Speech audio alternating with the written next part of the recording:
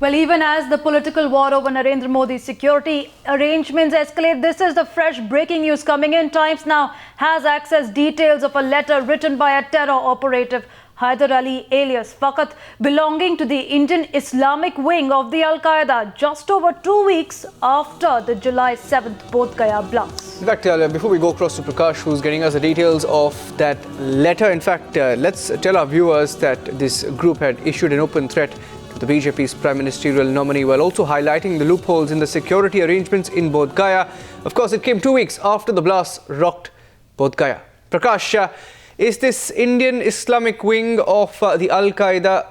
a front for the Indian Mujahideen?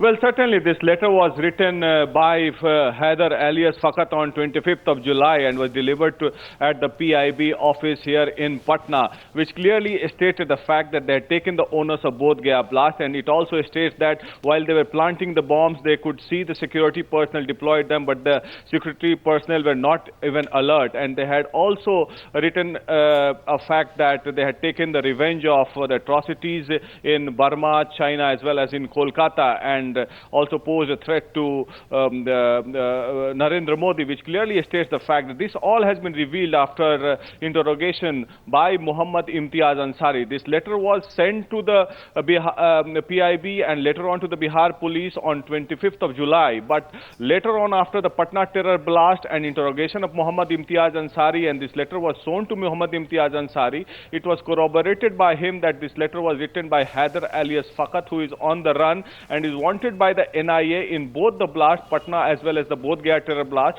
And after the recovery of bombs and explosives as well as maps of Bodh Gaya as well as Nalanda, they had also recorded Nalanda, a place, an ancient place in Bihar, which are also on the radar, and the explosion was to take place there also, which was revealed by the maps recovered from Ranchi, a lodge in Ranchi the day before yesterday, which goes to show that the IM module was operating in a big way in both in Jharkhand as well as in Bihar, and these people arrested clearly suggest that the IM had bigger plans than this, because what we get to learn from the official sources that so far 47 bombs have exploded, but they had made around 250 bombs in total with the same device used in the Bodh Gaya blast, right, the Lotus timer watches as well as the analog. And in fact, Prakash, do tell our viewers about the fact that this Indian Islamic wing of Al-Qaeda, which has written the letter, how close is it to Indian Mujahideen, and what do we know about the group's operations from your sources?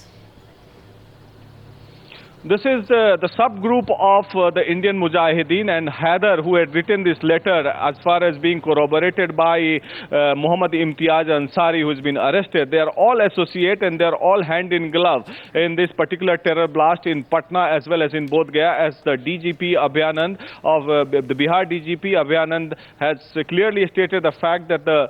people involved in the Bodh Gaya as well as in the Patna blast are similar. So this Islamic Indian wing of Al-Qaeda is a subgroup of the Indian Mujahideen, and this man Haider alias Faqat, who had written this letter under the banner of Islamic Indian wing of Al-Qaeda, is also a part of the Indian Mujahideen and is a close associate of Tahseen Akhtar alias Monu, and as well as Yasin Bhatkal. Thanks for joining us with those details, Prakash.